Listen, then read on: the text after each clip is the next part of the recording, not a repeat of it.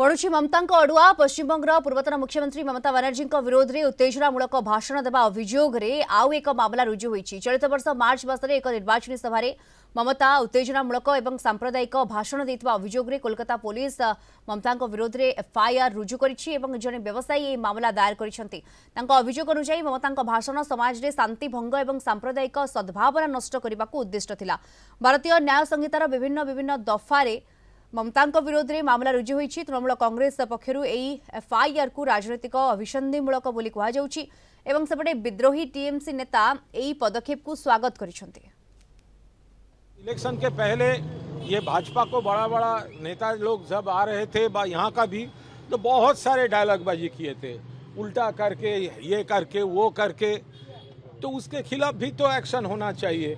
अभी वो लोग सत्ता में है और ये एक भय का माहौल क्रिएट करने के लिए, थ्रेट का माहौल क्रिएट करने के लिए ये सब कर रहा है।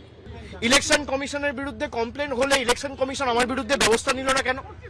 তার কারণ আমি যদি ডিজে বাজানোর কথা বলে থাকি, দেশের স্বরাষ্ট্রমন্ত্রী বলেছেন তৃণমূলের লোকেদের উল্টো করে ঝুলিয়ে দিয়ে সোজা করে দেব। প্রত্যেক ক্রিয়ার সমান এবং বিপরীত প্রতিক্রিয়া রয়েছে। আপনি বলবেন জ্ঞানেশ কুমারকে যদি আমার এগেইনস্টে অ্যাকশন নিতে হতো তাহলে অমিত শাহর বিরুদ্ধেও অ্যাকশন নিতে হতো।